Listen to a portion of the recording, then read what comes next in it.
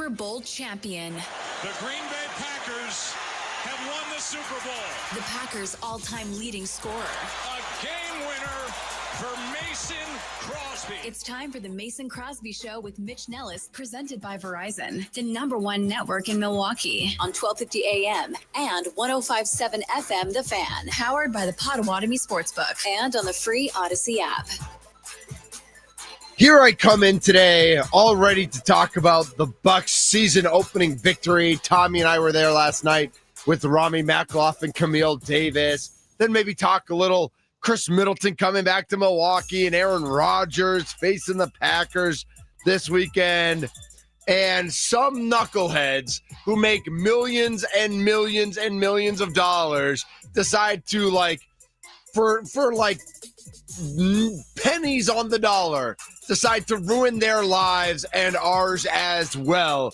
Welcome to the NBA Gambling Sting edition of the Mason Crosby Show. I'm Mitch Nellis. Tommy Orts is here. And, of course, the one, the only, the behatted Mason Crosby.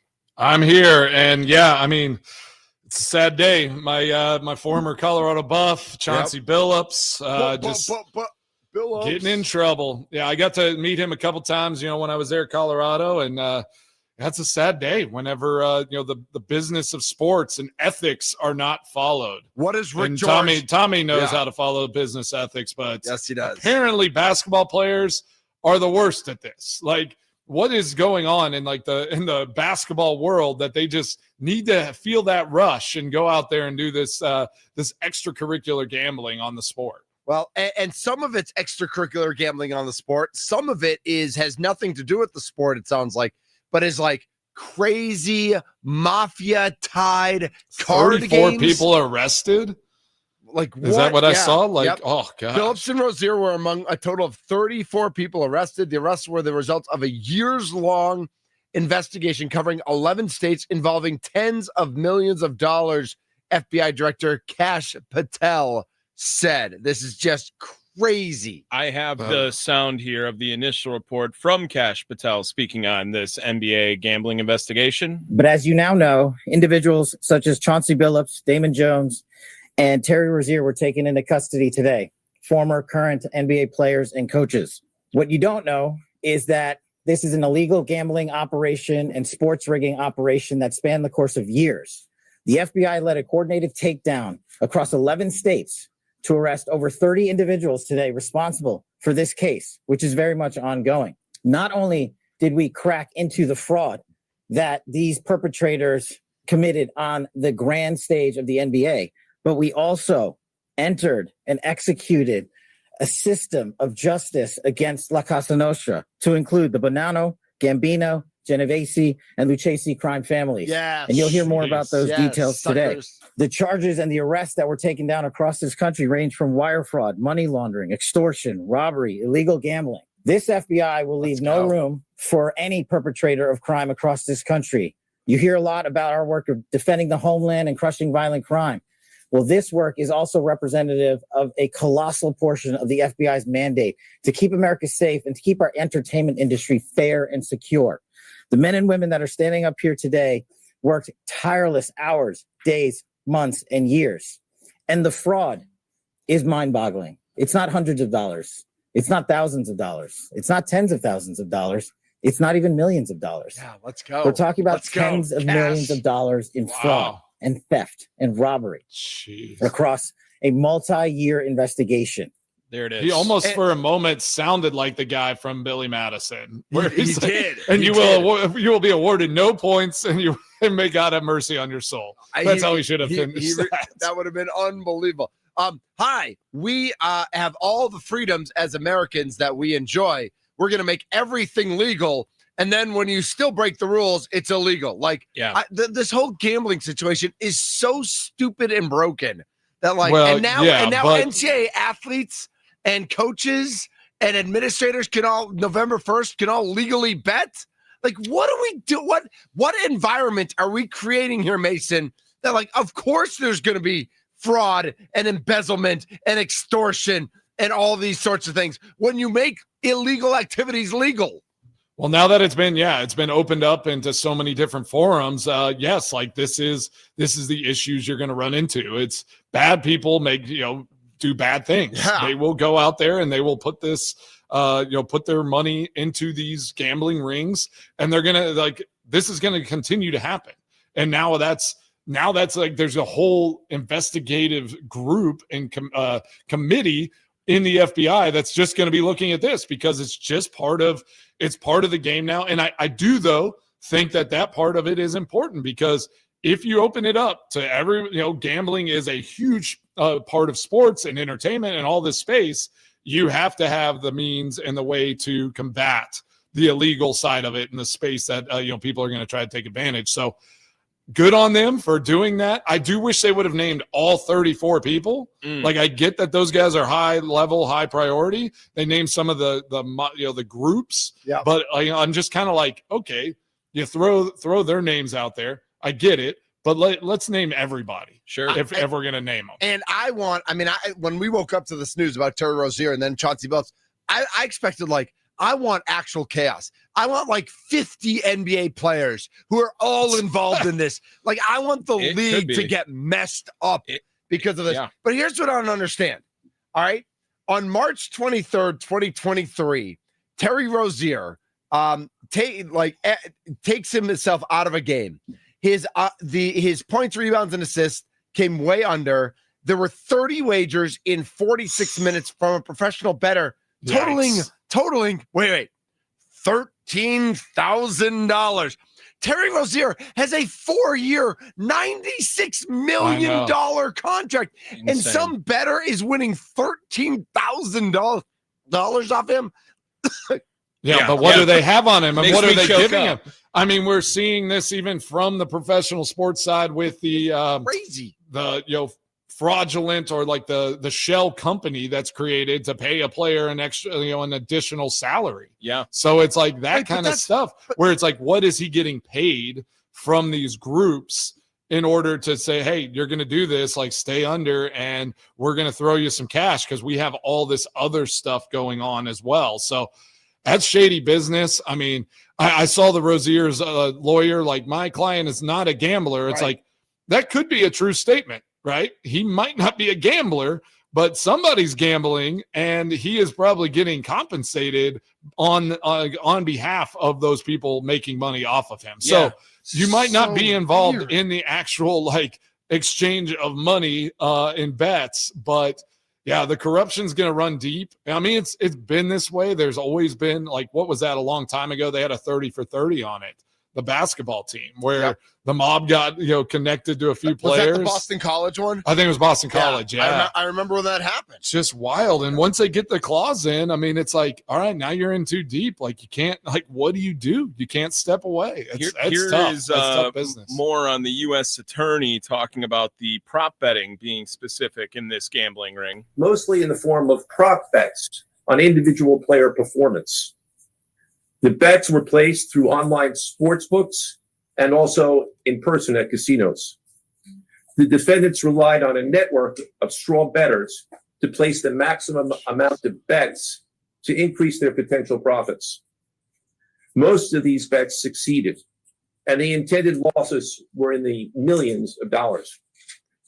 The defendants then laundered their illegal winnings in various ways: peer-to-peer platforms, bank wires, and simple cash exchanges.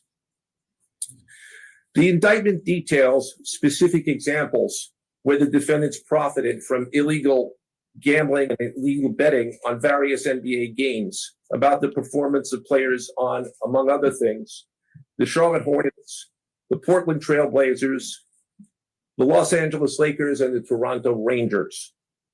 Each defendant in the NBA basketball gambling case has been charged with conspiracy to commit wire fraud and conspiracy to commit money laundering. Well, and they brought up the Los Angeles Lakers in this game. Well, that's the Damon Jones one, right? So LeBron James was reportedly the player Damon Jones used inside info about before a February 23rd Bucks-Lakers game. Per The Athletic, Jones allegedly told others to bet on Milwaukee after learning LeBron would sit out with ankle soreness before it was on the injury report. I love that. So I some love that. insider, trading, if you will. Except that, and like I don't think we've seen that from players or from coaches, but that has been something that has existed for decades. Getting inside information about injured players before it goes public. Like that is something like if you know somebody on the athletic staff, or if you know an assistant coach, or if like I did a couple of years where I was working for the UW football team, and I would know that somebody's hurt or not playing before it got public. Yeah. Or like who's on the Packers injured list. That is illegal, right? If you have that information, you cannot go and place a bet. But that information has been used for decades. I think now there are better surveillance opportunities for our authorities to monitor that. Yeah, it's just like who are you, like what relationships do you have? What connections? Right. And they just kind of like they connect the dots, and then they figure and they put this whole scheme together, in a sense, to not a scheme, I guess, from the FBI, but like a whole plan together to attack this, right? And go and combat it. Because I mean, this is to think it's a network. I mean, they arrested 34 people. There's multiple crime groups involved, and different things, like some sports, somewhere this card game where they had like X-rays on the tables. Yeah, and so like people knew what they're. That's crazy. NYPD, I would fight someone. The NYPD commissioner also commenting on Terry Rozier's involvement, which, by the way, very irresponsible, it feels like, of the NBA during this entire situation, because Rozier was a name that was involved with this multiple times. Now, this is a guy, remember when we were looking at it from previous stints talking about this, like Rozier's name came up all the time in prop betting allegations. And there was so much video evidence of him in other various times where it looked like he was just giving the ball away to the other team at some points. Here's the NYPD commissioner talking on Terry Rozier. In some instances, players altered their performance or took themselves out of games to make sure that those bets paid out. One example occurred on March 23rd, 2023 in Charlotte. Terry Rozier, an NBA player now with the Miami Heat, but at the time playing for the Hornets, allegedly let others close to him know that he planned to leave the game early with a supposed injury. Using that information, members of the group placed more than $200,000 in wagers on his under statistics. So Rozier exited the game after just 9 minutes. What? And those bets paid out, generating tens of thousands of dollars that's still in not profit. The proceeds were later delivered to his home, where the group counted their cash. As the NBA season tips off, his career is already benched, not for injury, but for integrity. Bang! Oh, what business, business? So they made $200,000 on a guy who has a 4-year, $96 million contract. That's like somebody who makes $50,000 a year doing something like this for $100. Yeah, no one who makes $50,000 a year is doing this for $100. Like that's a lot of headache, a lot of stress, a lot of everything. But what scares me, and what I like to go to the human side of it, is like, what is he really involved in? Like, there's more, there's more to this, because that's not enough money to move the needle, to risk $95 million deal that you have in place. Like, there's got to be something where they have their claws in him and they're forcing, in a sense, or making him do this. And he has a choice, obviously, but he's doing it for a reason other than the money. Because like there has to be more money than that exchanging hands on a regular basis for it to make it for it to be worth it in any kind of world we live in, right? Like, and by the way, that was the last game he played in that season. So to say like he didn't have an injury, he didn't play again that year after March 23rd. So maybe he really was hurt. Yeah. Like I want to know more about that. I mean, granted. So maybe he was hurt. He was and playing, then he like tipped people off and be like, "Hey, I'm hurt, and I probably won't play again." So if you want to make some money, you need to do it right now. Like literally in that month, he never played less than 31 minutes in a game. The 2 nights before, he had played 37 minutes against the Pacers, and then he plays 10 minutes in a loss against the Pelicans, but then doesn't play again that year. So maybe he did actually get hurt in that game. But they're saying he said it beforehand, like he was. Well, maybe he knew he was. You know what? He was already hurt, and he said, like, "Hey, right." But I'm going to try to give it a go. I'm going to give you 9 minutes. Like, if you want to play some bets, that had to have been it. But again, like the fact that is happening, is it a power thing? Is it just the ego of like, I can control the, all of these different platforms? Like there's got to be some sort of like the psyche there is unique. And so the dive into that, like if they're smart, like the FBI and these groups are going to sit them down and do these psych reviews and just continue to learn like what triggers all of this, like going down this path. Because there has to be some sort of psychological connection to all of these people that get into this space, right? Rush? So is it the rush? It's a rush. It's power. It's Is it quick cash that's not tied to? Or is it like people maybe they got involved with this business when it was on a smaller scale for them, right? I wonder if you can go all the way back to a relationship with Terry Rozier and these people. And maybe it's from the college game when they weren't getting paid, right? Or something along those lines. He owes them so much money in different ways that they're like, you got to do this. It doesn't make sense to do it on the scale like you're talking about, Mitch, where it's you make $96 million and let's do it for $200,000. That does not make sense. But if it was something along the lines of, hey, back when I was in college and all I was eating was ramen, we paid you millions of dollars. You owe us that back in these deals. Yeah, it's got to be a relationship that goes farther back than just 2023, right? Yeah, and in his mind, but in his mind, he might just be like, yeah. Then he's like, okay, I can do it this way. If I just paid them, because I have $90 million, if I just paid them, that's going to throw up red flags. Mm-hmm. So he's like, oh, I'll do it this way. No one's going to find out, right? Like I'm sure you get caught up into it, and you're like, man, I've been doing this for a couple years. Nobody's said anything. It's very, it's very discreet. There's no way anyone's going to figure this out. And then boom, top just blows up. Terry Rozier, career earnings of $135 million. That's crazy. And in 23, he was in the fourth and final year of that $96 million deal. Yeah, so he had already made it. He'd already made it. And then after that season, he still signed what did he sign with Miami? Like a 2-year, $50 million deal, which he's in the middle of right now. Or crazy. Did you guys read? I don't think you did. Mason might have brought it up, but there was a statement from Terry Rozier's lawyer as well. That he's not a gambler? That it says that we have represented Terry Rozier for over a year. A long time ago, we reached out to these prosecutors to tell them we should have an open line of communication. They characterized Terry as a subject, not a target. But at 6 a.m. this morning, they called to tell me FBI agents were trying to arrest him in a hotel. It is unfortunate that instead of allowing him to self-surrender, they opted for a photo op. They wanted to misplace glory of embarrassing a professional athlete with a perp walk. That tells you a lot about the motivations in this case. They appear to be taking the word of spectacularly incredible sources credible, by the way, rather than relying on actual evidence of wrongdoing. Terry was cleared by the NBA, and these prosecutors revived that non-case. Terry is not a gambler. He is not afraid of a fight, and he looks forward to winning this fight. From his lawyer, so perfectly named Jim Trusty. Perfect. Yeah, right. So the NBA did an investigation and cleared him. And said they didn't find anything. Bigger problem. And that Malik feels Beasley has not been named in this, but a lot of people still expect him to be named in it. Interesting. Mason, anything like this in the football world? Any football? I guess we're just upstanding citizens. We apparently. joke that we're teaching you about gambling because you didn't know about it. but part of it is how taboo it is in professional sports.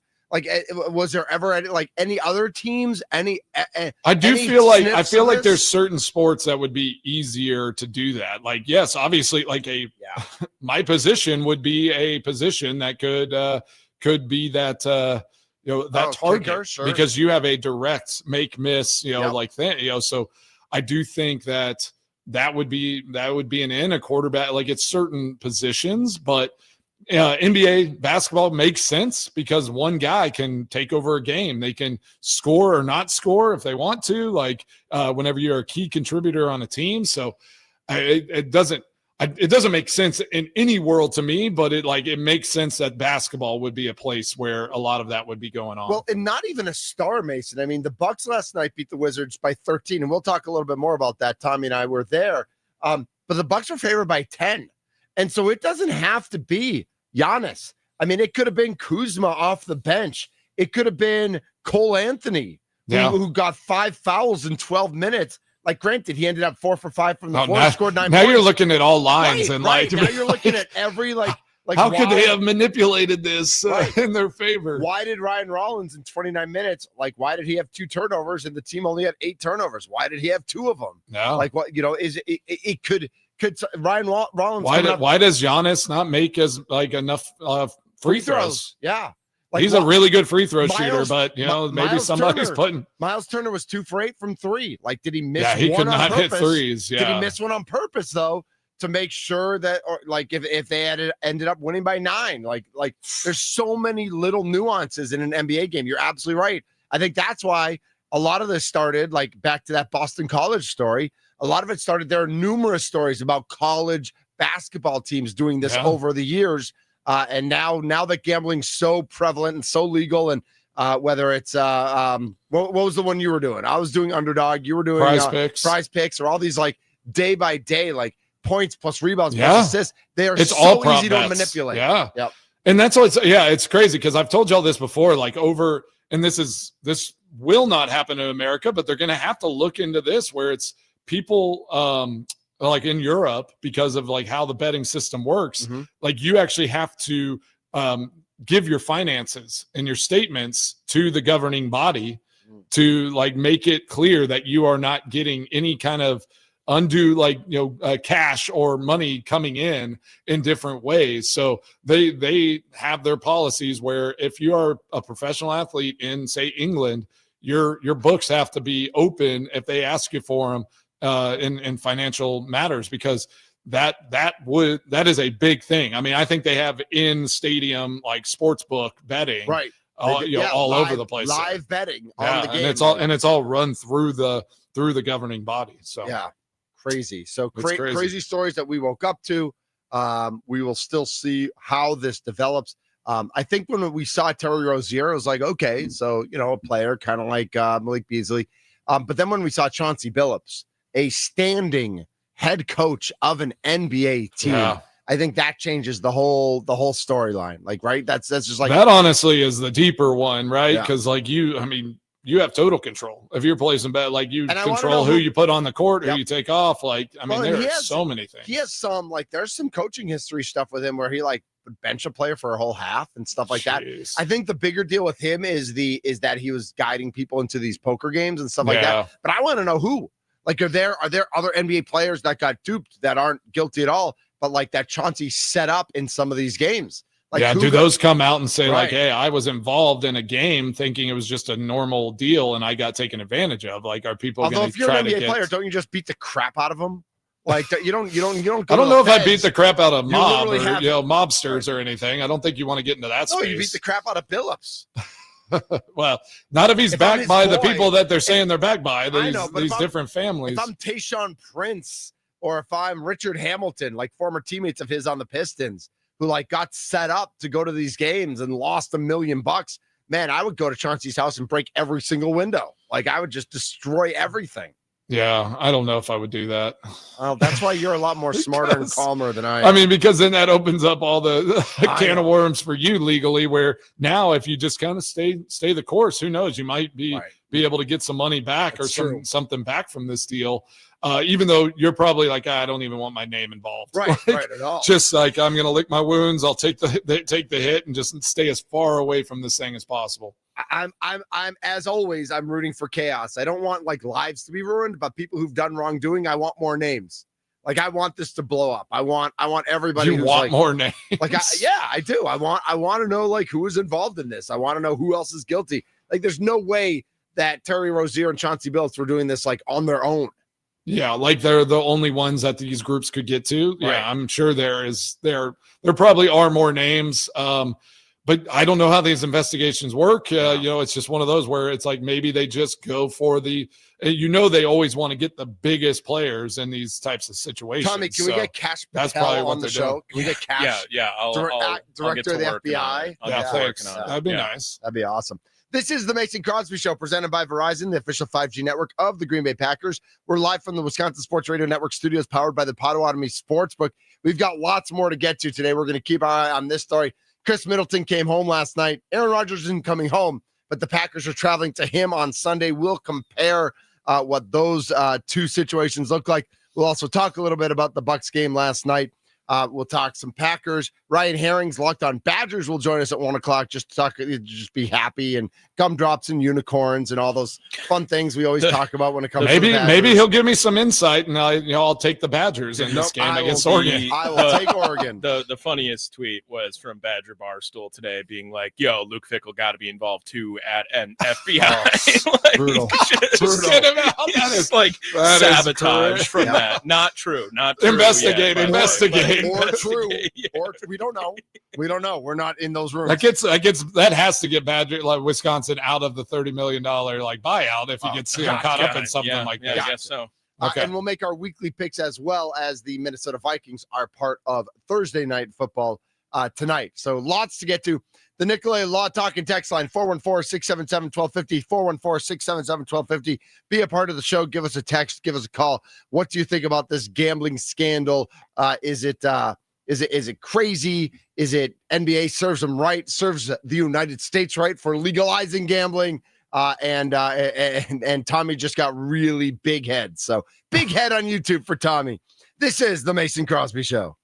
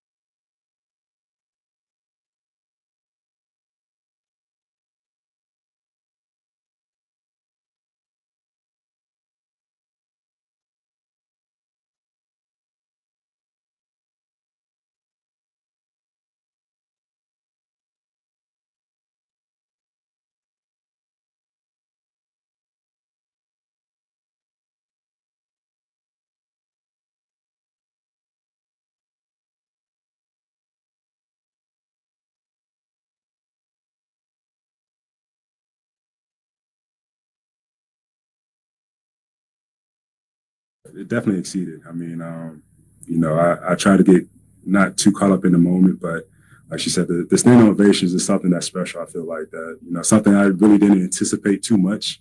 And to get that type of love and appreciation from the fans, man, I think it's cool. I mean, I think we all picture ourselves as kids, waving to, 20,000 people. And I finally got that moment today. So that was pretty cool. That is Chris Middleton after the game last night. Bucks 133, Wizards 120. This is the Mason Crosby Show presented by Verizon. My name's Mitch Nellis, a.k.a. Thunder. Chris Middleton comes back to Milwaukee last night, and the Green Bay Packers travel to Aaron Rodgers Sunday night. It is the week of reunions, Mason Crosby. Reunion week. Yeah, how are your emotions? Oh, do we have some sound? Yeah, there you go, man. Yeah, there you go. Yeah. I love it. Well, hey, Middleton had he had a good night last night. Like, he looked pretty good. Yep. But the Bucks looked good too. I mean, it was fun. KPJ though, he tore his ankle up pretty bad, didn't he? Like, that's it's sprained right now. He's right. getting an MRI today. But it's just a sprain for right now. I don't think there's anything too concerning about it. Maybe misses some time, but he was on the bench for the second half. Yeah. I feel like if it was real bad, he wouldn't have been out there. Yeah, team looked good. I mean, I think it has to feel good for all the Brewers fans out there. It's like, all right, that didn't work out, but Bucks are going to win the NBA championship. So like, they won game one. So I think they're right there in the hunt, and feel really good about this team this year. As I told Mrs. Thunder this morning, Mason, if the season were to end today, the Bucks are your 4 seed hosting the Toronto Raptors in the first round. There you go. I mean, let's go. Yeah, they're going all the way. This is the year of the buck. If you didn't see that, it's the year of the buck or the year of the deer. So yes, I think that's right. I'm making that up. I don't know. I love that you were like, "Oh, deer rhymes." Like, that's better. It sounds better. Year of the deer. There wouldn't be a year of the buck. I mean, that's just that's a specific type of deer. No. And honestly, watching the game in person, like, you could see that this Bucks team, if they get hot for a stretch, they've surrounded Giannis with the shooters that can get hot. Gary Trent looked awesome. AJ Green was knocking down his shot. And the Bucks end up having multiple players going to double digits. Taurean Prince, Kyle Kuzma, AJ Green. Prince looked good last night. Gary Trent, Miles Turner, and KPJ all joining Giannis, who had the easiest 37 points I've ever seen in my life. I mean, just had to do. It's too easy for him. That's not a fair matchup. Like, the Wizards can't play against him. No, they cannot. And I will say this, that the Bucks, man, they really like Ryan Rollins too. Like, he was playing the entire game. He led the team in minutes, and but also KPJ was out. Yeah, sure. But there were a couple times with Ryan Rollins though, where Giannis is bringing the ball down. He didn't it almost looked like he didn't know where to go. Right? It was like, I'm the point guard, but Giannis has the ball. Like, where do I go? Like, Giannis ran into him a couple times there in the second half, and he's just like, get over there, like, get out of my way. I'm going to take this. I'm going to score as many points as I possibly can because this Wizards team is trash. Highlight of the night, though, had to be this sequence with KPJ and Miles Turner. Giannis with the kick out. Look at that up fake.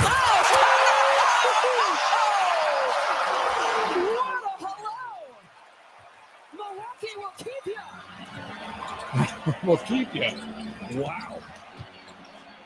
We turned that thing sideways. Miles Turner went through the defender on the baseline. What a start for him. Kevin Porter Jr. jab step knocks on the three-pointer. What a start for the Bucks. Forces the Wizards timeout and 8-0 on. Yikes. Yeah, I mean, it was not a contest last night. And there were times they cut it. Did they cut it to 7? They definitely cut it to 9. Yeah, they got it down to. But it was never, this was not a competitive game because the Bucks are good and the Wizards are not good. And that's, I think we expect to see this. We expect to see this from the Bucks. I don't know that the national media expect the Bucks to be competitive throughout the season, but I think we do. Like, I think we should. I mean, they have a lot of weapons out there, and they have some shooters. I don't know, Miles Turner trying 8 threes. Is that a normal number for him? Yeah, it's a little high. Maybe a little high. Seemed a little high, but it's early game. They're beating the brakes off a team. Like, go ahead and shoot. Just get in the flow, kind of get the feel of it there in Fiserv, and just kind of open this thing up. But yeah, I like the quick game. I like what the kind of backcourt, everybody moving around. I mean, you got Rollins, you got KPJ, you got Trent Green, you got AJ Green. Like, I mean, this team is like they're stacked, in those shooters and those small guys, and then with Giannis and Miles. I mean, it's going to be tough for any team to match up with those two on a consistent basis. They're missing maybe a backup center, just a big, a real big, because Bobby's been used. Bobby at that played, backup he center. looked pretty good too. Bobby was weak last night. Bobby's the one who struggled. Maybe in the first half, he looked all right. But and Jericho Sims is athletic. How was the atmosphere? How was the atmosphere, Tommy? Underwhelming.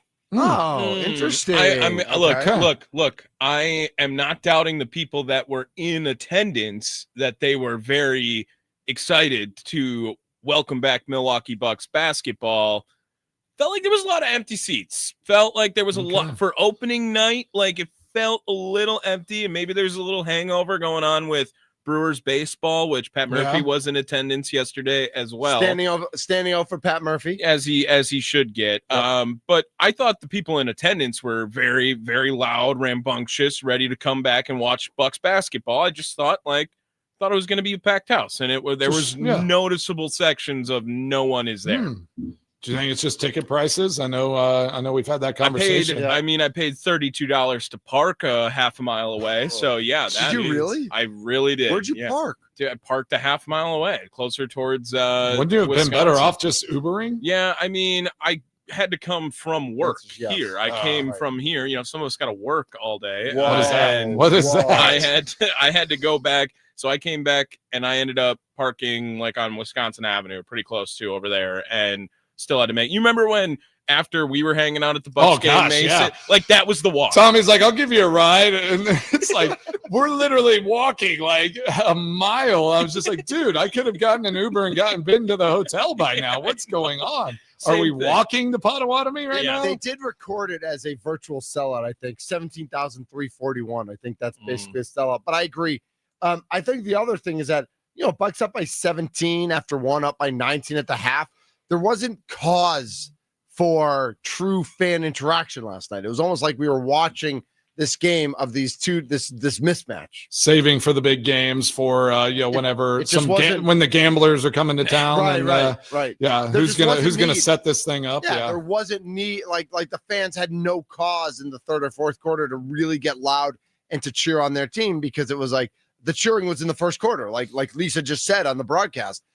Miles Turner with that crazy dunk, Porter with 10 points immediately. Then Giannis just went to work in the second half, and it was great. It was awesome. But I was a little nervous when he got that flagrant against him and he got pulled down. That was a hard foul. That was a hard foul. I loved him and Chris Middleton on TV, though, their interaction. And he was like, oh gosh, you're soft. I just love that. You could just tell they have a great relationship. Yeah. And then, I mean, I was like, did he dive a little? And then they showed it, and the guy hooked him and then brought his second arm and kind of pulled. And it was he was kind of off balance that. That could have been bad. So luckily he's okay. Fun stat from yesterday: Bucks had 107 possessions last night. Last year they had a total of 5 games with 107 possessions. So they're trying to speed things up. All right, so if that is the goal. Also, anyone have an update on that Eagle that just took a poop on the court before the game? I mean, yesterday? Poop happens, bro. Yeah, I know. That's Valkyrie from the Audubon. I probably felt bad for that. He was probably scared, and then it just took a poop on the court. Birds shouldn't be inside. Why do they do that? That is true. That is a good point. Stop putting the birds inside. Let them fly free. Yeah. Amen. Gosh, this is crazy. Q writes in on our YouTube page at WI Sports Radio, at WI Sports Radio. Losing an all-star like Dame and an entire offseason of Giannis rumors may impact attendance. I will give you B. I will not give you A. I do not think losing an all-star like Dame has any impact on attendance. I think most people are under the realization that that was addition by subtraction. But the offseason of Giannis rumors. That's a good point. But I also go back and we talked about this a bunch on the show yesterday. I think Milwaukee fans specifically are still hung over from the Brewers season. Yeah, they need a little reset. Yes, they need a little time, just let's get into this Bucks season now. And but I do think Q makes a good point. It could be where it's just gosh, do we need to see that Giannis is bought in. a little bit, like that they are chasing, like he's talking about. He like, looked that's bought important. in last He night. looked bought in. I mean, Like, he did not come out. He did not come out after. He looked lean, I was mean. yelling to I mean, get him he out, was, and they kept him in, and he hit my over for underdog. So I'm higher proud of you. or whatever. I'm proud of you. Yeah. Yeah, but you always win on there. Q says Mason seems really passionate about birds being indoors. Oh, I don't like him being Right. inside. But I mean, that's just science. we had a bird trapped in Right. our house. Like, I left the door open. It was so scared, and I'm just like, and I'm a hunter. Like, I'm like, I'll go and hunt something, but I'm like, the bird needs to be free. Like, Amen. Get it out of the house. Amen. He's Mason Crosby. I'm Mitch Nelson, aka Thunder. We didn't get to our thoughts about Aaron Rodgers, but we'll get to that coming up, as well as Christian Watson and some of the other injury news for our Green Bay Packers. He's Mason Crosby. I'm Mitch Nelson, aka Thunder. Tommy Wirtz is here. We're presented by Verizon, the official 5G network of the Green Bay Packers. Living the dream here on the Wisconsin Sports Radio Network. What up, Green Bay, Wausau, Duluth, Superior, and of course, Milwaukee. Great to have you on board. This is the Mason Crosby Show. We're everywhere.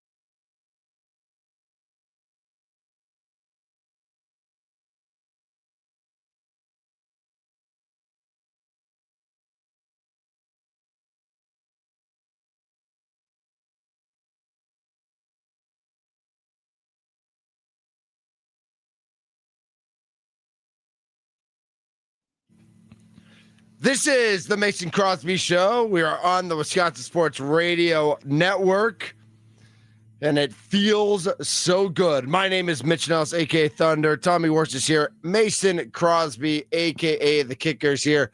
And it is a bird-free house at the Crosbys. Free the parrots and the parakeets.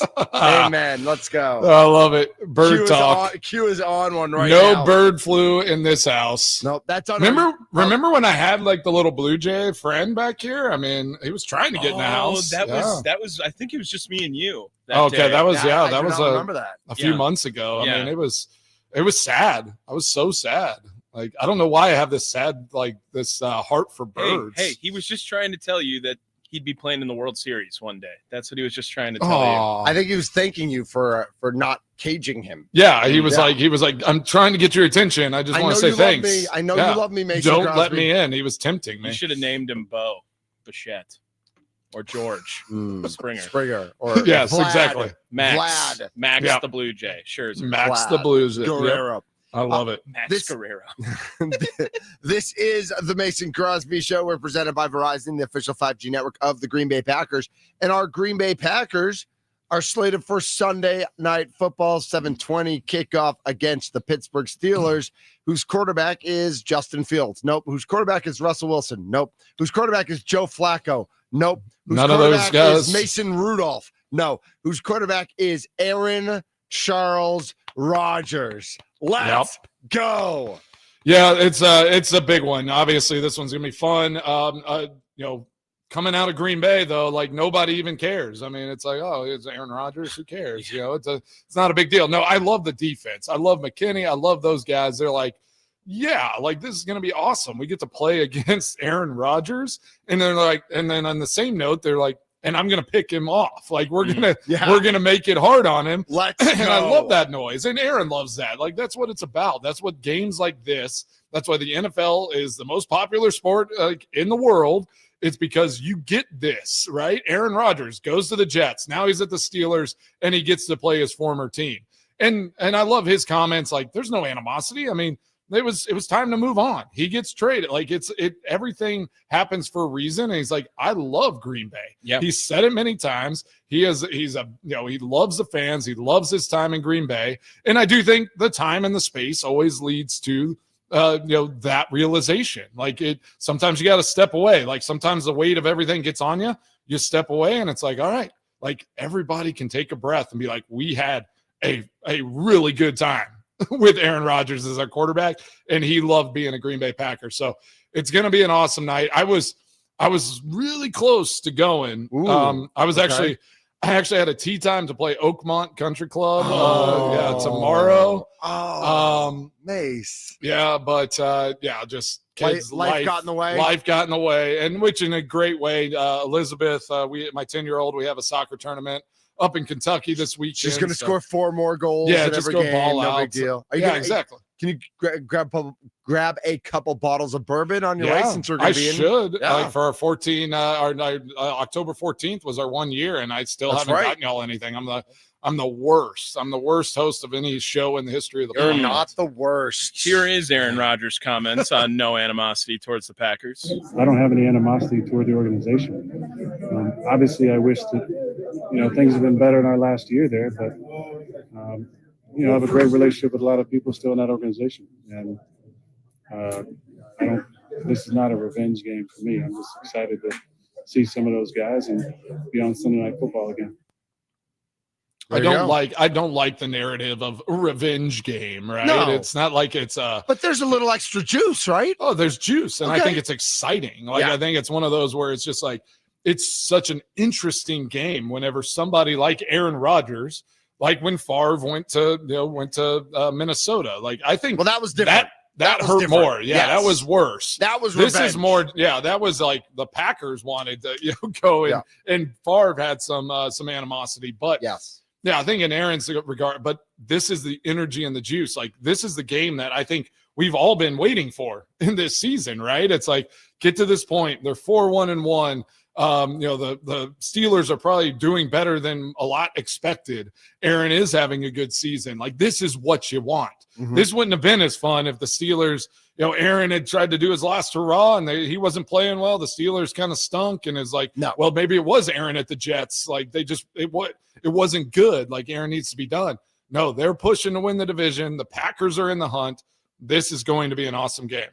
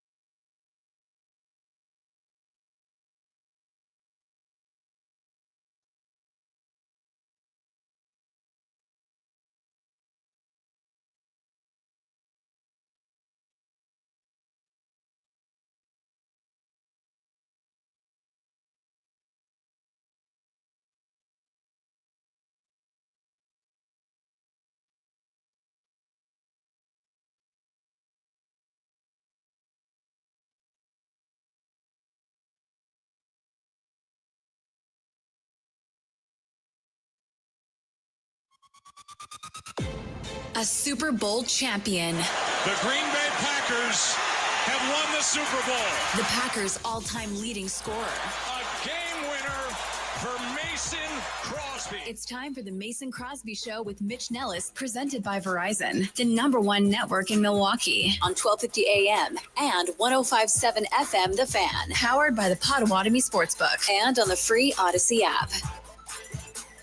This is the Mason Crosby Show, presented by Verizon. My name's Mitch Nellis, a.k.a. Thunder. Mason Crosby, mid-sentence, is right here across the way. Hi, Mace. Hey, what's up? What's up, mid-sentence, Mason? Yeah, I don't even remember what I was talking We're about. even like, that's what happens when It's a nobody new hour. watches the I just clock. reset. Yeah. It's like, what is happening?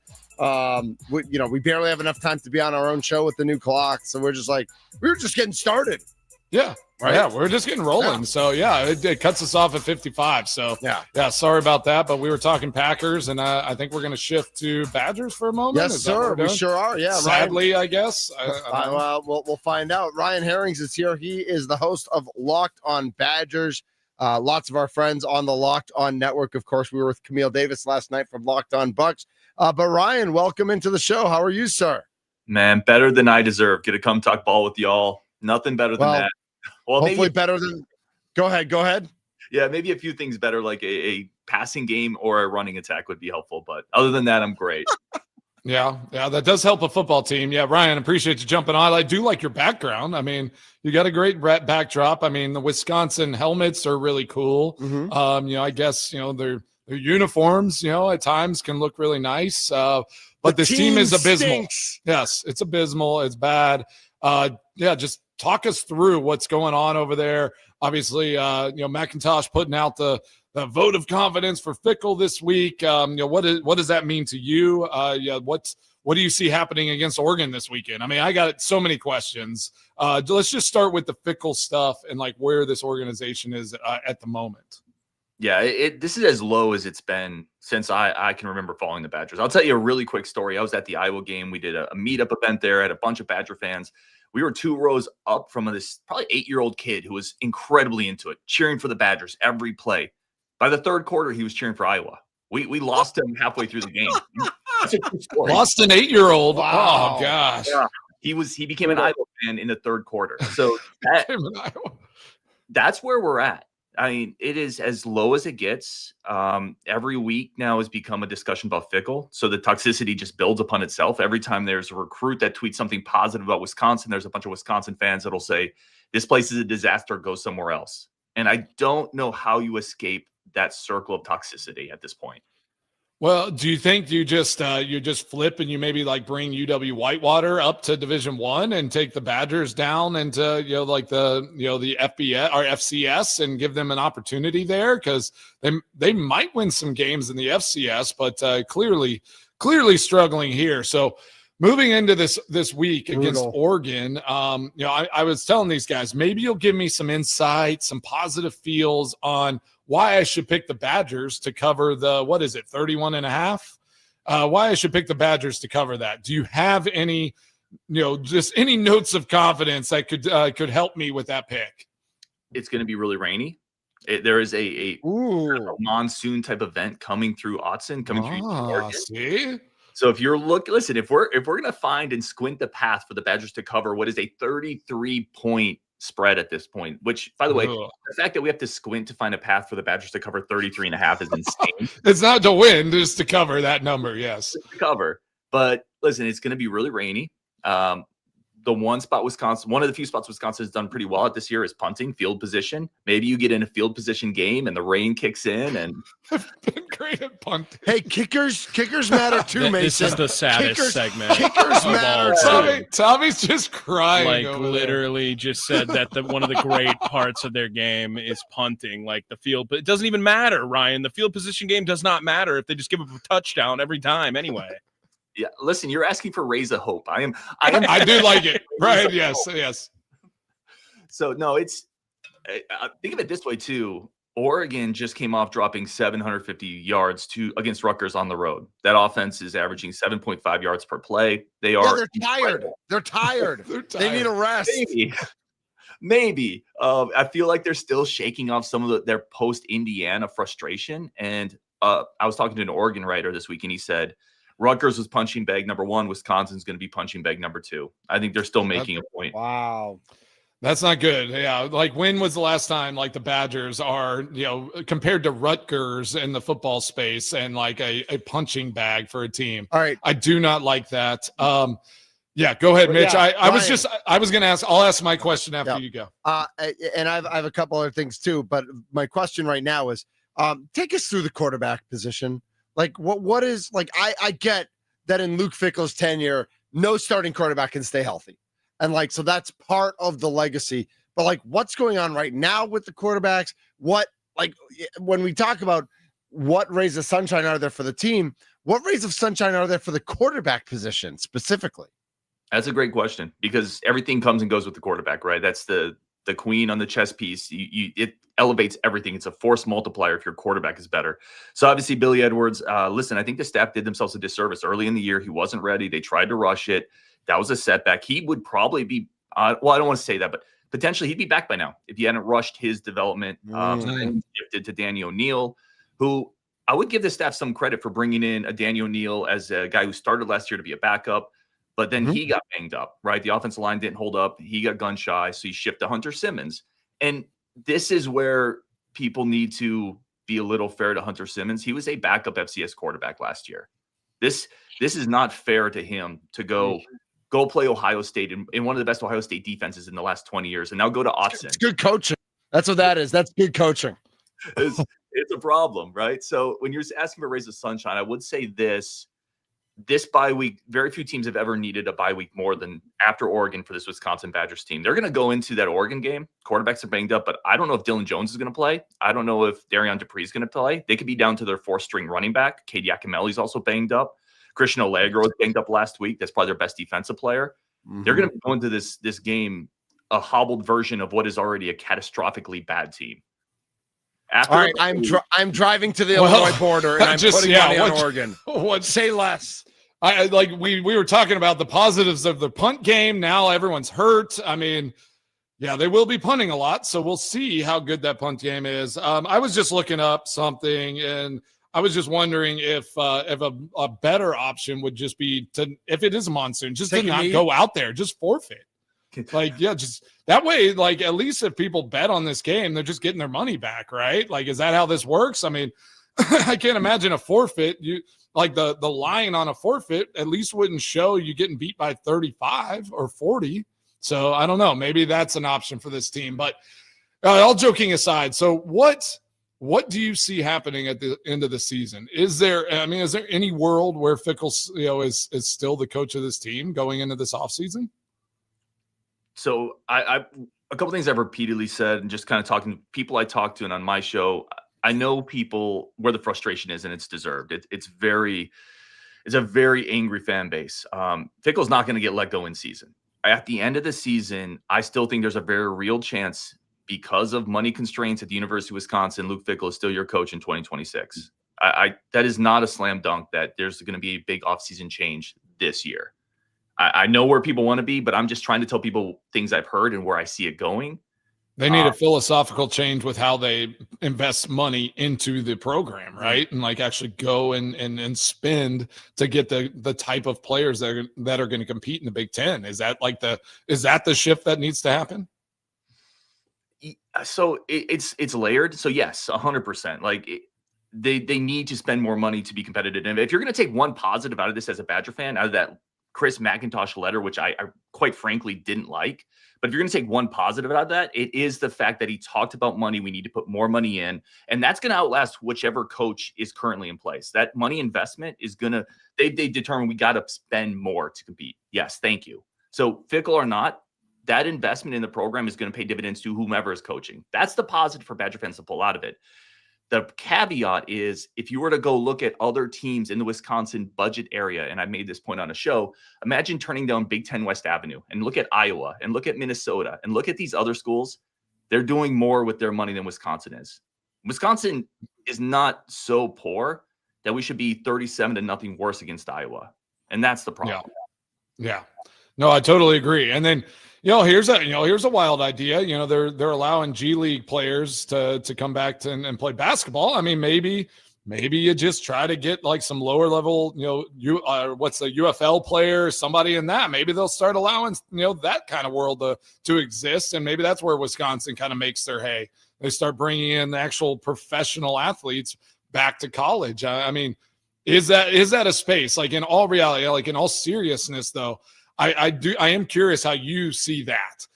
Like the frustration of some of these coaches, a G League player getting the opportunity to come back. I saw what did I say? I saw a former PGA golfer is going to get an opportunity to play in a mid-amateur golf tournament. Wow. Like they're just crossing all these lines. Like professional and amateur doesn't exist. A G leaguer getting to play college basketball. Yeah, exactly. So like, is that a space that is going to happen? Like you go and you kind of try to make it in the NFL, you try to make it in a professional sport. If it doesn't work out and you have like a little eligibility left, will they open a pathway for these kids to come back to college? I would never say never with the NCAA and how all of this is legislated. Yeah. You get quarterbacks getting 7 years and Nizer Forkreen not even be able to get an answer on the Badger side. Whether you think he should be back or not, he can't even get an answer. And then you're looking at G League players going down. I would say this, right? If you're a player, why not try it? The NCAA, they've proven that they're nothing but inconsistent. And if you're struggling in the G League, why not just say, well, I'm going to give it a shot and see what they say and make $200,000 in NIL and come back and play college for another year. So who knows what this is the answer, but I never begrudge players for trying it. Yeah, no, I agree. Make the NCAA actually make a decision, right? Yeah, heaven forbid they make anything right. Mason, you'll be happy to know that the Badgers are not the biggest underdog of the week. Stanford is an underdog by 30 at Miami. They're the third biggest underdog. The Badgers are the second biggest underdog. And the biggest underdog of the week is a school that is very near and dear to your family's heart. To my family? Yeah, Texas Tech, favored by 36.5 over Oklahoma State. Oklahoma State has completely fallen apart in a way similar to the Wisconsin Badgers. And their coach did get fired or let go earlier this year. Badgers have not. Stanford also looking for a head coach. Wisconsin not looking for a head coach. So we got that going for us, but not the biggest underdog of the week as Oklahoma State takes that crown.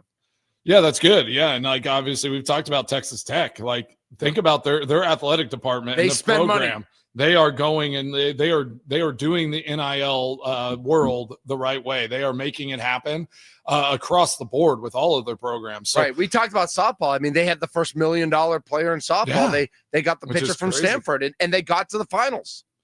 Yeah, and so I mean, what do you see? Like, I mean, obviously we talked a little bit about it, but do you see like that space? And like, have you heard any more about the Big Ten? I know NCAA, didn't they make a ruling that like no conference or team can be owned or like represented by a equity firm or something like that? But what are the grumblings around the Big Ten and some of this money being brought into the conference and spread out amongst the teams? Yeah, that's a fascinating discussion. So private equity, I think at some point is going to get involved in the conferences no matter what. There's just too much money at stake. The Big Ten has talked in a couple different directions with this. Do you go a Texas route almost where in the Big 12, Texas got a larger share than everyone else? Private equity comes in and Texas gets an outsized share because of Texas. They have that market share. Or is it spread evenly in the way that the Big Ten would traditionally do it? I can tell you right now, the schools like Ohio State, Penn State, Oregon are fighting against a level share for everyone because that levels the competitive balance. Whereas schools like Wisconsin, Iowa, Minnesota are going to fight for that. If private equity comes in and it comes out in a revenue sharing model that favors the big market schools, that's going to bury even more schools like Wisconsin. Yeah. It's going to put them even further behind the 8 ball. And this is really quickly, this is why this is such an inflection point right now in college sports. It really matters that you're good right now as they start to determine who's going to get market share, who's going to get bigger chunks of NIL, this is a really competitive arms race. Falling behind now is much worse than falling behind 10 or 15 years ago.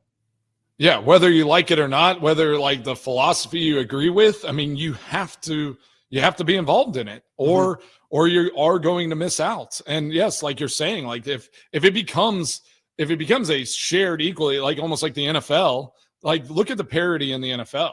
Like, it is a week-to-week league. Every team has an opportunity to win. The point spreads are really tight on, most of the time, because it's just like, you don't know. It's almost a coin flip. So that I don't think that would be good for college sports. Like, you do need some, but you can't just have all the money going to the top schools and saying like, y'all are great, we're going to pay you. And because then all of a sudden now you're going to have to mold the Big Ten, the SEC, all the big schools, and they're just going to be a professional sports league. And that's where that's headed right now, unless something changes. So, all right, I will talk, I do want to shift a little focus because we haven't talked, but the Bucks played last night. Mine's kind of on basketball. What's your mindset on Wisconsin basketball as it's going to get started here pretty soon? Yeah, exhibition game tomorrow against Oklahoma. That's going to be a really good one. Nice. It's so interesting, too, when you see the juxtaposition of football to basketball, where football got, I think, more money, more resources. To some degree, Greg Gard has had to scrap a little bit more for what he gets. And then you see the return of investment and what Greg Gard has put together. This team this year is going to be really good. Offensively, they're going to cook. Bringing in a guy like Nick Boyd, I can tell you right now, the staff, having been in a practice, having talked to some people on staff, they're blown away by what he's bringing in. You're talking about a veteran point guard, has had Final Four experience. That's going to shift John Blackwell to the shooting guard spot and really open up his ability to score. This team is loaded offensively. There are questions about size. The Big Ten's a monster. You're going to have to play Purdue, Michigan, Michigan State, Illinois. UCLA is going to be good this year. But this team's going to be really good. It's going to be fun. It's going to be competitive. And I think fans are going to really have a blast watching Greg Gard's squad. And credit to him. Right? This is the same. He's also had to adjust to NIL, but he's made that adjustment, whereas other coaches have struggled. Yeah, for sure. Tommy, Mitch, y'all got anything? Yeah, I mean, we can talk about this Badger. I got a problem with this, Ryan, just because if there is not a plan for Luke Fickell to be a part of this next year, that's kind of what I got with this message, is like McIntosh is like, oh, next year, we're going to get all in. Like, I don't even know if they're going to be a part of this, right? Like, McIntosh could absolutely also be a part of this change too. Like, how is that not affecting recruiting today, right? Where you've seen guys that they just lost a commit. Now that's back open and around in the wide receiver room. Like, I just feel like there is no easy fix until decisions are made, and they're only putting themselves even further back if they don't make these decisions sooner, Ryan. That is really well said. And you mentioned Tayshaun Bardo decommitted. You have Aiden Reeder, who's now going to be taking a visit to Michigan. That's a prize linebacker commit. Jaden Petit just announced he got an offer from Washington. That's the prize running back commit. Amari Latimer, he's a receiver. Latimer, the prize running back commit, was at Ohio State. It's like this is all falling apart. And when I talked about the toxicity of it, it's seeping into everything. It's seeping into, I can tell you for a fact, other schools are now negatively recruiting Wisconsin in ways they were never able to before. You were never able to. And they should be 100%. That's fair. They should absolutely be doing that. And they are. So I think your point is dead on. With the Chris McIntosh letter, I hated it because it should start with, we messed up, I need to fix it. There was no accountability in that letter, which really frustrated me. And I think Midwestern folks, Wisconsin folks, it doesn't fix everything, but we respond well to accountability. We respond well to ownership. And there was none of it. Well, that's like whenever you think of like the Bucks, organization, like a lot of moves, and it's always very like straightforward, transparent. Like, and I agree with you there. Like, either we are moving on and we're firing Fickell, or Fickell's our guy. We're going to lean into NIL. We're going to be spending recruits. You want to come here because we are going to do it a different way. We're changing our philosophy and we're going at it. Instead, it's like, we're with Fickell. We'll see how the rest of the season goes. And like, it was too wishy-washy. It's like, you would have been better off not putting in something out there. And instead of it needed to be more direct, concise. This is how we are going to get the recruits to come and become a winning football program. Because I would have been all right if you're like, hey, we're sticking with Fickell. He's going to have another year, and we are going to change our philosophy on how we get players. Then people would have been like, okay, like they have had a strategy that hasn't worked. Now we're adjusting, and we're going to see what next year holds. But now everyone's in limbo, and I think like your point exactly. All these recruits are just saying like, all right, I'm going to look elsewhere because I have no clue what Wisconsin's doing. Yeah, it's well said. Oh, man. Wow. Well, this is yay. Well, Tommy's just sad, Ryan. I mean, I think we're Ryan, all sad. you've been awesome, but Tommy is just a sad. Yeah, it he's just sad sounds over there. like there's no hope, and it's going to be the same thing next year with a worse with a worse schedule too, where it's like, oh yeah, they don't have to play Ohio State, they don't have to play Michigan next year or whatever it is, the Oregon next year, like, and then they're still going to be terrible, like, and then everything, and then he'll get fired next year, like, oh great, yeah, that's a real great solution, Wisconsin. And Ryan, I love your point too. Like, do not like, no one believe this university is poor. No one believe that. That is not the case. And they have money. They absolutely do. And you can prove that with McIntosh saying, like, we got to spend more of it next year. Like, great job, University of Wisconsin. You did a bang up job on that. So I thank you, Ryan, for someone who is covering this team and involved with this team very much so, to be like, yeah, they're not poor. I know they're not poor. They're defiant. That's what it is. They're defiant. All right, Ryan, before we let you go. I don't think they're poor or defiant. I think they're like dumb. Like, I think they're broken. Yeah, okay, great. Yeah, right. It doesn't make it better. Same difference. But like, I think it's a different, like, to be defiant, you need to be intelligent. I don't think they're intelligent. Yeah. It's not creative. It's not stuck in the mud. Like, it's just they're not finding ways to creatively stretch whatever, if they do feel like they don't have the money, like you got to get creative. So you're going with a philosophy that is broken, that is dumb, that isn't creative in any way. And so something has to change. Either you just throw caution to the wind, or you have to change the people in leadership. Those are your two options. Or they're defiant and dumb. Then that's a really bad combination. All right, Ryan. Ryan, we love you though. You are smart and intelligent and positive, and we appreciate that. Exactly. Tell us where we can find your stuff, where listeners can go and check out everything you're doing, and any projects, anything you have coming up that you want to plug. Nice. Yeah, really appreciate it as always. Ryan and Bucky on Twitter, or you can just find my show Locked On Badgers, YouTube, all that. I would push back on Thunder. I am neither smart nor intelligent either. If you saw my high school transcript, you would see that I barely graduated. Like, there's nothing going on up here. I promise. Oh, you're one of us. You're one of us. I promise you that. And I'm right there with Tommy. Like, this stuff breaks my heart. Like, first and foremost, I'm a Badger fan. That's why I do this. And it kills me because I love this program. My kid is 11. He's getting into Badger football, and he's going to school, and he's got buddies that are like, why not just cheer for Notre Dame? And he comes home, and I'm like, yeah, why? I got nothing for you, man. Maybe you should.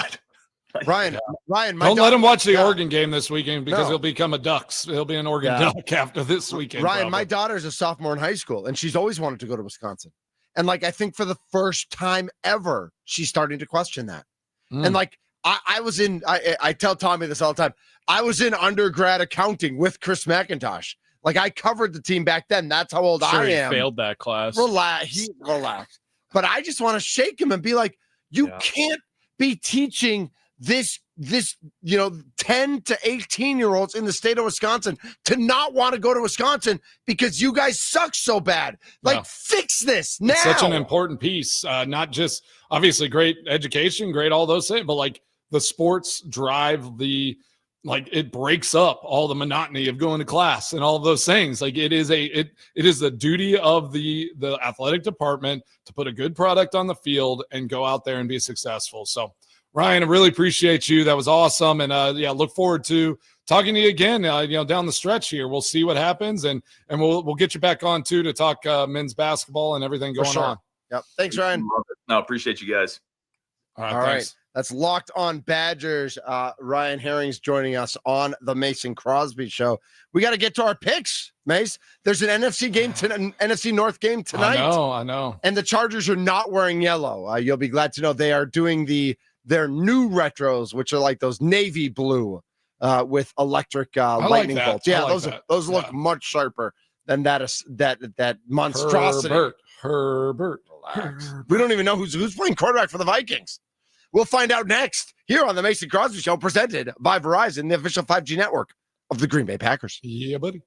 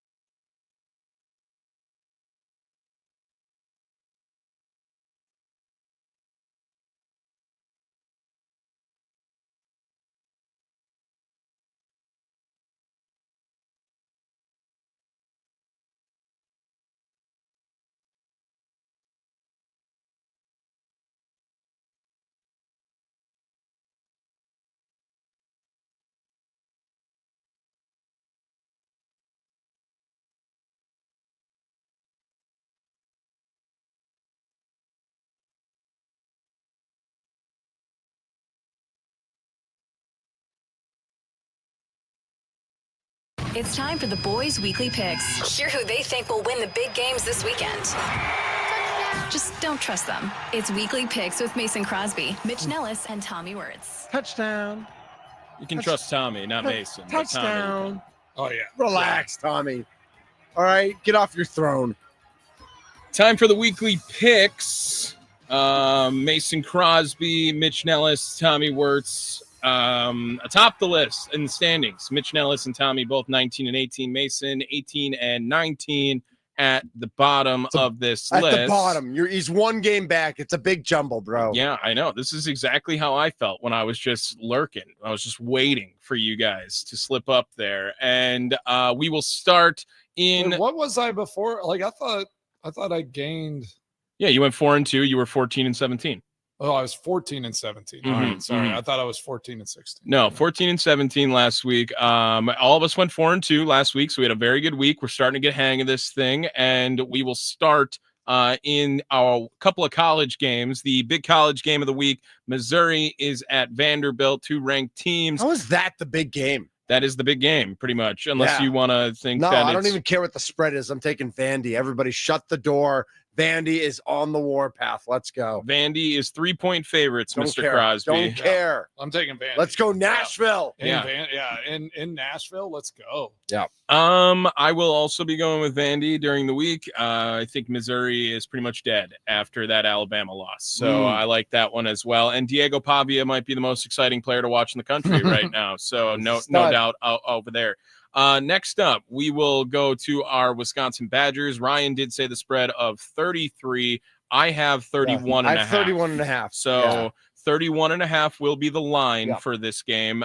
Mason Crosby, are you going to start us off here? Come on. I don't know. I mean, what? Come on. You don't think this Badgers team could maybe break one of these? Not this week. Well, imagine that they're not going to score. So they are not going to score in this game. Can they hold Oregon under 31 points? I just want to hear you just berate Wisconsin. That's why I said that, because I'm clearly taking Oregon in this game. Is anyone taking the Badgers to cover 31 and a half? No. No? All right. Well, I'll go in, and that's a free space this week. By the way, I know Ryan mentioned it. The Badgers playing Oklahoma tomorrow night at Fiserv Forum in an exhibition game. Is anyone going to that? Has anyone even heard of that? I don't think you didn't even know it was happening. Right. I saw it. How about you promote it a little bit? I saw an online ad for it yesterday. Yeah. Nice. What?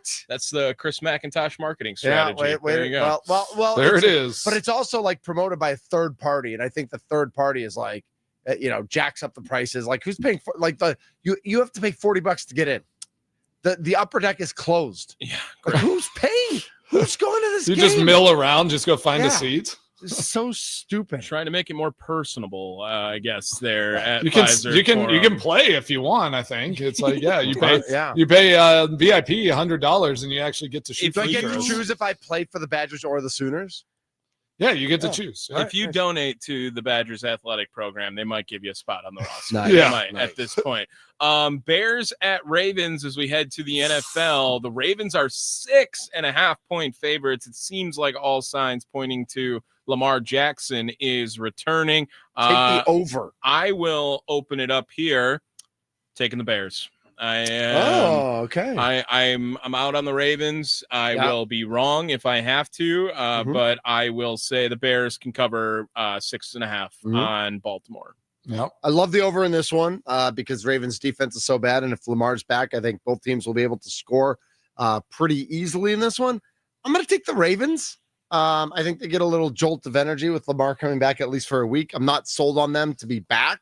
But I think being in Baltimore, I think I'll take the Ravens. Yeah, the only thing is they're in Baltimore, but I'm rolling with the Bears. I think that number is just a little high.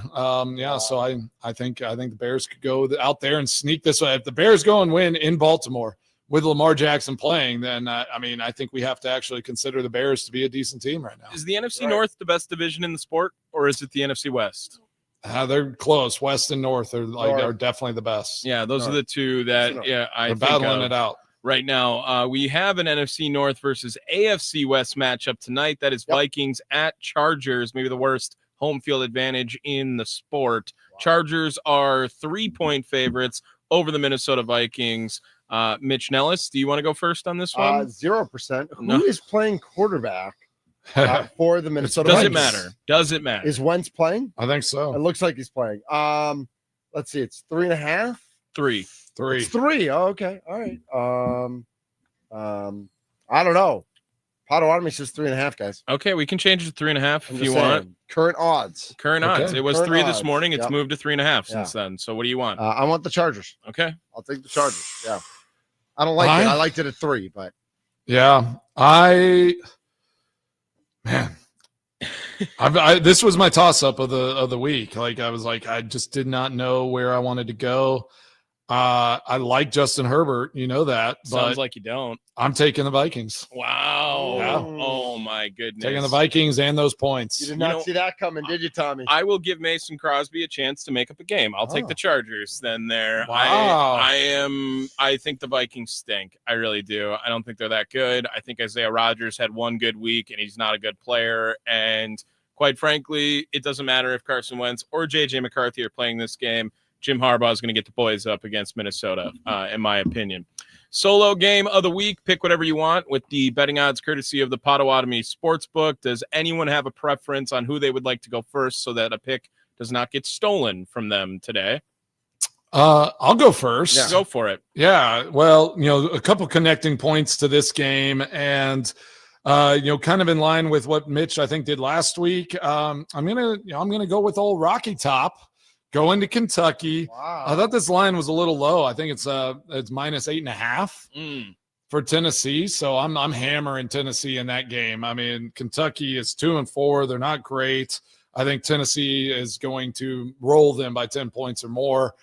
Sorry, Randall Cobb, but I'm going with Tennessee on that one. Okay, very nice. Mr. Nellis, anything you like? Otherwise, I have my pick in case you would like. I'm going to take Tampa Bay this week again as 4.5-point favorites at the New Orleans Saints. I will just continue to bet against the Saints. That works in a pretty good bet. It's a great bet every week, it feels like. So Baker, 4.5 points. I think Ibuka is going to be back. I know no more Mike Evans, but I'm still in on Baker Mayfield, and I'm writing Baker. I'm not even writing Buccaneers. Yeah, we know. We know. I vaguely like the Bengals at home favored by 6.5 over the Jets. Although I know teams sometimes get a bounce by getting a new quarterback, so I'm not taking the Bengals. So I do kind of like the Bengals there. I'm going to take the San Francisco 49ers. They are plus 1.5 at the Houston Texans. So I looked at that one. Yeah. I started the season liking Houston. I thought Houston was going to be decent. I feel like they disappoint me every single week. The 49ers are solid. I know losing Fred Warner is a big hit. But I just think they've been putting it up every week. They play solid football. As long as McCaffrey's healthy. Right. As long as McCaffrey's healthy, I'll roll with the Niners. So I'm going to take the 49ers. That's a good plus pick. 1.5. He is a top 5 player in the league if he is healthy. High noon with Mason Crosby. Packers, Steelers. I need a prediction on the score for you guys with Green Bay favored by 3 on Sunday Night Football against Pittsburgh this week. Anyone want to go first?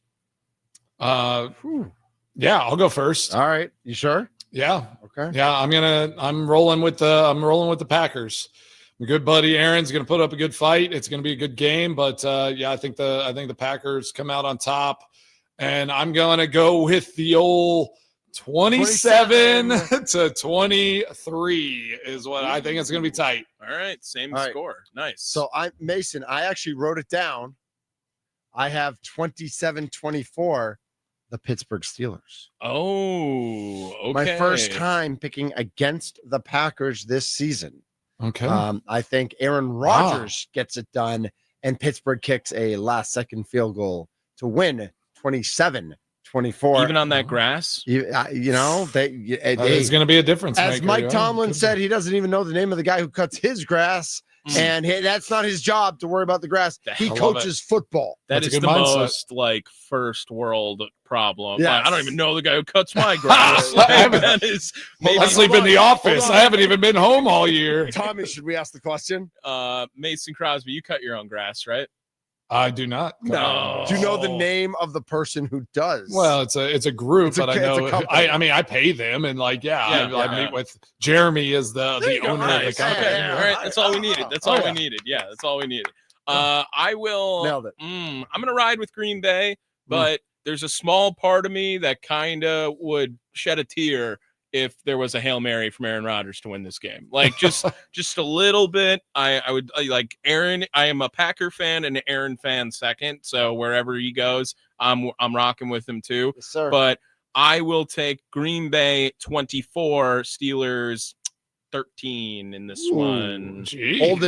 Holding Aaron down to 13 points. I think Green Bay gets a couple turnovers in this game. I think that we are looking for an impressive victory against a team that is high caliber, and Green Bay seems to play up to their opponent or play down to their opponent at all points of the season. I think Green Bay gets it done against Pittsburgh. Yeah, I think if they can hold Aaron, if they stick to the plan and he does play a short game and just like getting the ball out of his hands and he doesn't hit them big, then there's no way the Steelers can win this. Are game. we nervous about DK Metcalf against the quarterback room? Of course. Sure. Yeah. But DK Metcalf's real.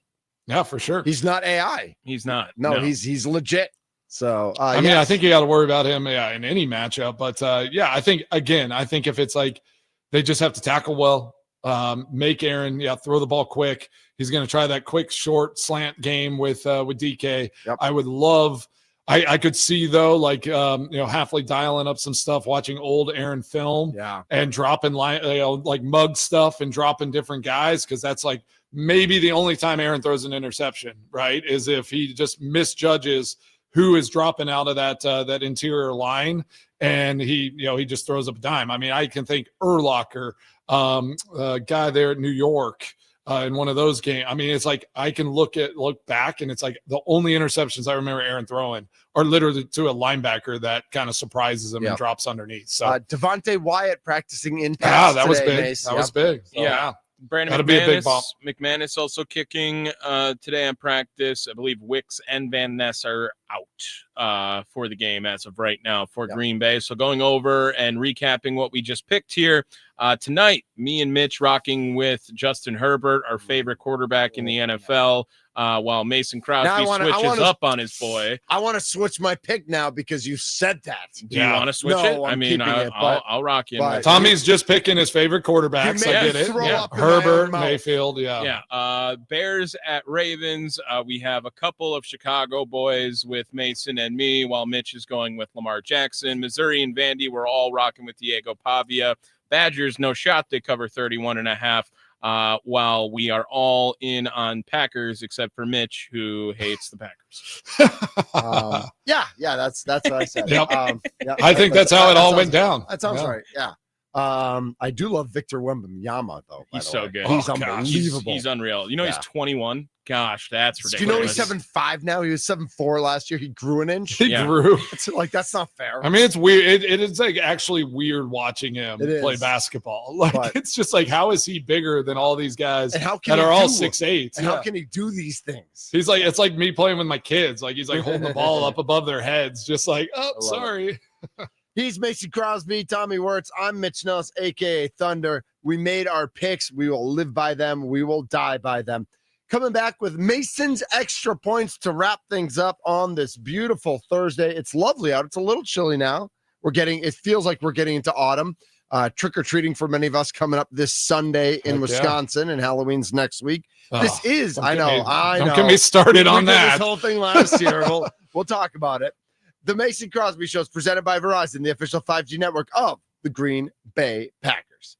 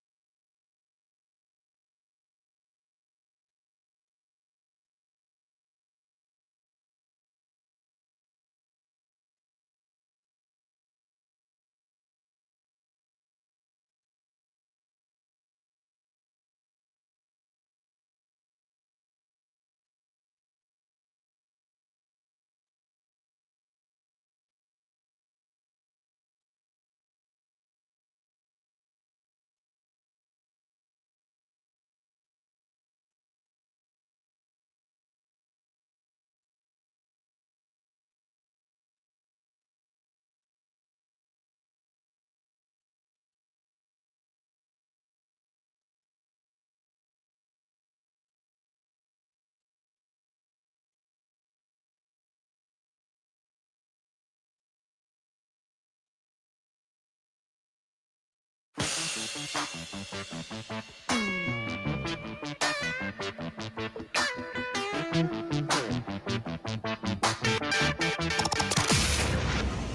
want to know what you're thinking. What's on Mason Crosby's mind today? Now I'm thinking. It's time for Extra Points, powered by the Potawatomi Sportsbook on the Mason Crosby Show with Mitch Nellis. Tell me what's on your mind. On the Wisconsin Sports Radio Network.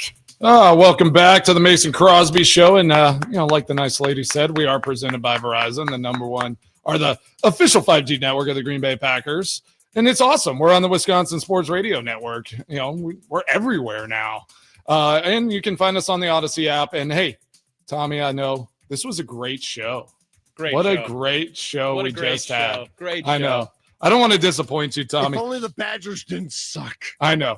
I felt bad for Ryan. He's just like, we just started talking about like our feelings and how Tommy's face the whole time, he was just sad. So I felt bad. He was just like, I'm trying to give content here. And we're just like, this is so awful. The Badgers are horrible. It's just like if vomit could be a facial expression. That's what I was. That's what you were going for? Yeah, that's what I was trying. I think you nailed it. You nailed it. Thank you. Not saying your face looks like vomit. But. Yeah, I heard it. It's how Chauncey Billups feels right now. Ooh. Yikes. Yeah, way to bring that back. Yeah, Okay, so I've been doing, I was looking up trivia stuff the other day, and I just kind of started going down this rabbit hole of like fun sports facts. So I thought I'd share a couple of them. Let's go. Do you know when the football huddle was kind of invented? 1922. 1890. That's what I said. Yeah. I was going to guess when Mitch Nellis was in high school. If this is real, it's kind of interesting and cool. By a deaf player, Paul Hubbard, so teammates could communicate without opponents reading their lips. Oh, that is cool. Yeah. So, nice. Those are innovative. My high school English teacher's brother was the first deaf player to play at the FBS level.